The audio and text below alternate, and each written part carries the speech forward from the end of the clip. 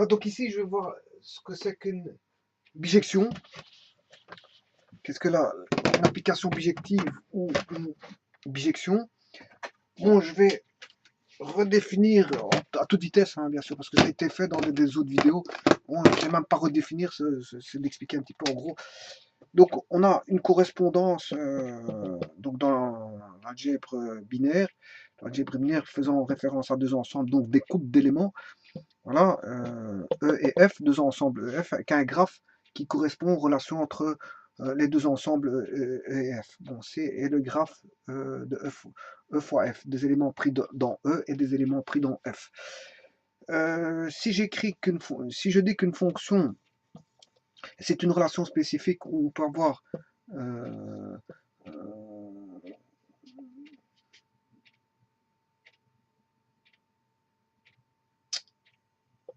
au plus une image. Là, il a une image, ok. Lui, il a une image, ok. Celui-ci n'a pas d'image, par exemple. Celui-là, il a une image. Ouais, ça reste une fonction. Donc, c'est-à-dire que l'ensemble E est ici, l'ensemble F, et le graphe est donné ici avec x1, x1, y1, le couple x1, y1, qui fait partie du graphe. x2, y1 fait partie du graphe. x3, voilà, fait partie du graphe. Ouais, enfin, x3 n'a pas de relation, hein, il n'y a pas de relation ici. Voilà, il est esselé, un singleton qui est tout seul. Ouais.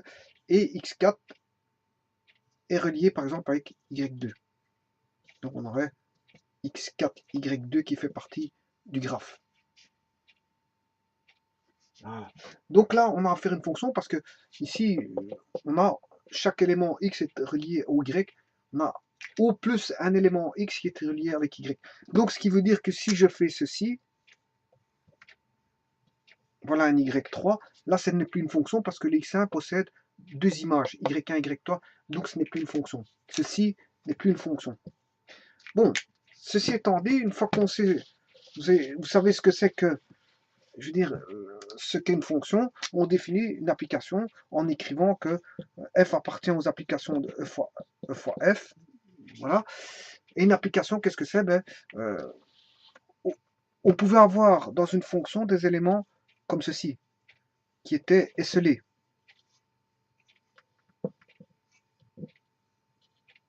Voilà l'ensemble E, l'ensemble F, on peut avoir des éléments esselés. X1, X2, X3, X4, Y1 et Y2. Voilà. Là, j'ai toujours une fonction, mais ce n'est pas une application. Pour qu'elle soit une application, je dois restreindre au domaine. Et le domaine, bon, le domaine, c'est tous ceux qui sont pris. Donc, je ne peux pas avoir d'éléments vides. Donc, j'enlève l'élément vide. Voilà, ça, c'est une application. Une application, c'est une fonction qui répond à la notion de fonction, mais en plus de ça, il doit avoir on ne peut plus avoir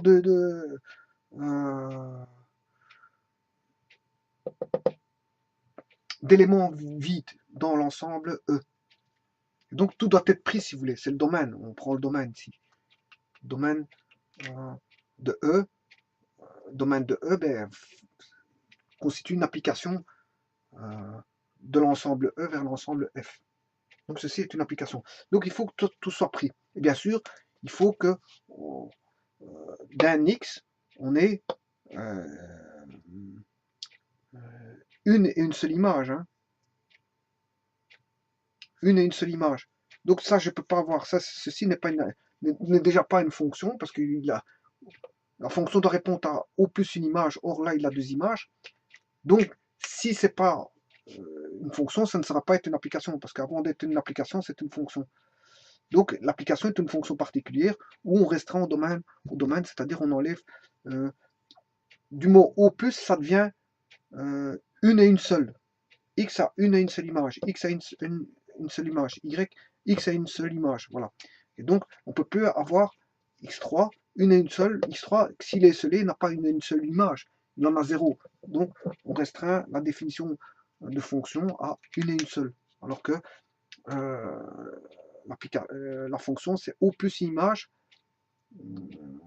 l'application c'est une et une seule image. Tout élément X a une et une seule image. Voilà, donc ceci étant dit, la surjection, qu'est-ce que c'est? La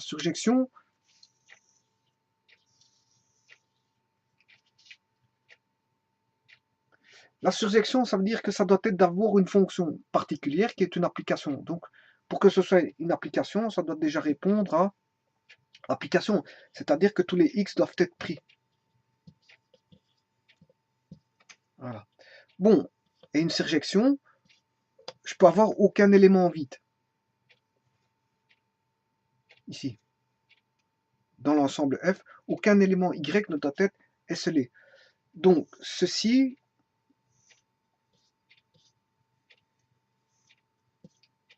voilà, ne constitue pas une surjection. Mais si j'enlève les éléments là, il ne reste plus que Y1, Y2, là, à ce moment-là, là, j'ai une surjection. Voilà. Ça, c'est une surjection. Bon, qu'est-ce que c'est qu'une injection? Une injection, je peux avoir des éléments vides ici.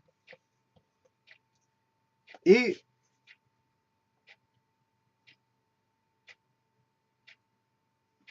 les Y,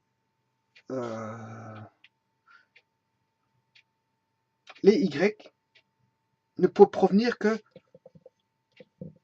d'un seul X possible. Donc, voilà. Je vais voir ceci.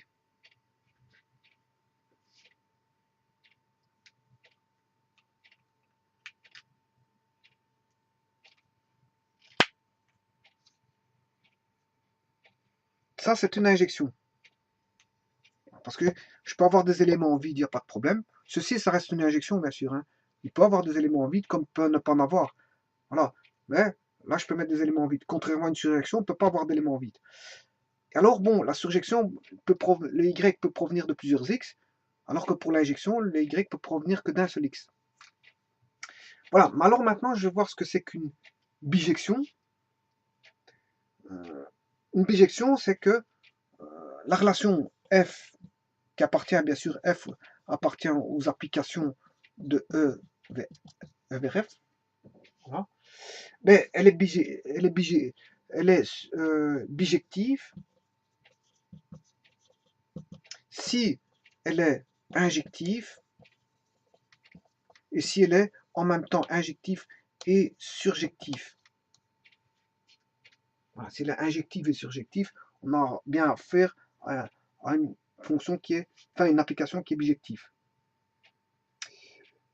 Bon, ça veut dire que pour qu'elle soit injective et surjective, déjà, pour qu'elle soit injective et surjective ne tolère pas de Y esselé et l'injectif tolère des Y esselés. Donc, je vais aller chercher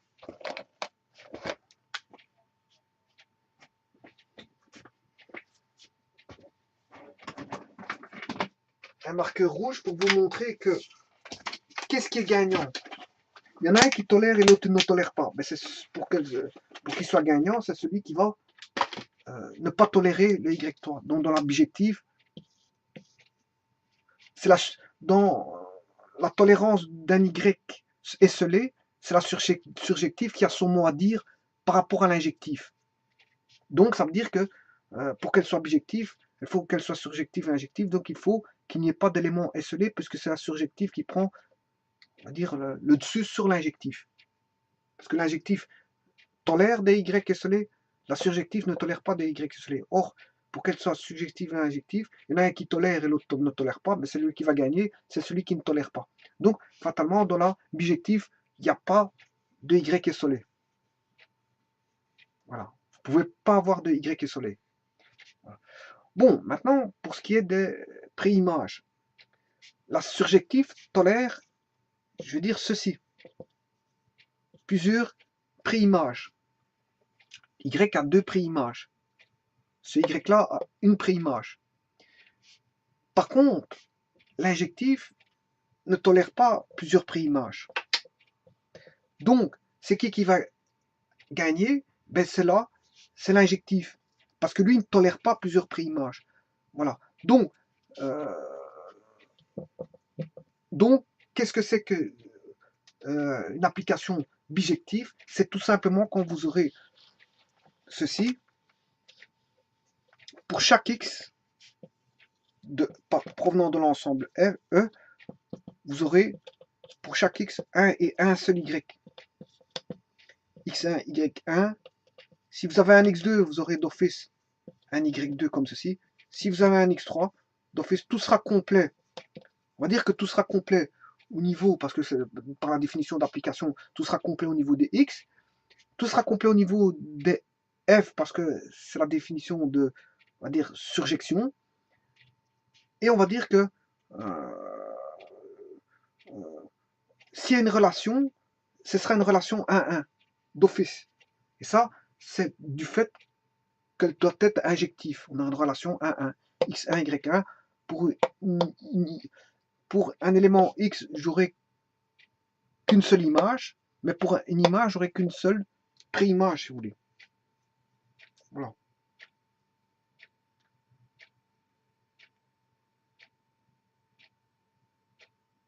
On va dire que, en d'autres termes, pour tout élément y de f, est l'image d'un élément de E et d'un seul élément de E.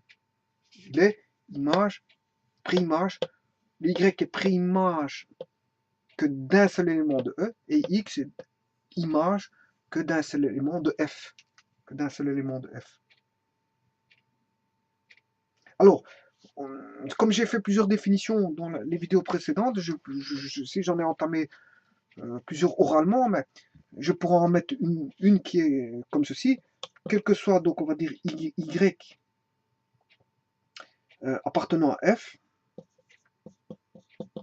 on va dire que f de x égale y, voilà, f de x égale y, et là on a quoi? On n'a qu'une seule solution. Il admet qu'une seule solution, on n'a qu'un seul x. Quand on a ce cycle, pour tout y appartenant à f, ben, on a f de x qui est égal à y, avec bien sûr x qui est unique. Ou y bien sûr, hein, x qui est unique au y. Mais le y est unique au x, mais le x est unique au y. C'est-à-dire que x est unique pour x a une image unique, comme y a une préimage unique. Voilà, ça va dans les deux sens. Et là, c'est ce qu'on appelle, on a affaire à ce qu'on appelle une bijection ou une application bijective. Donc tout est relié, mais de 1 à 1. Voilà. Merci.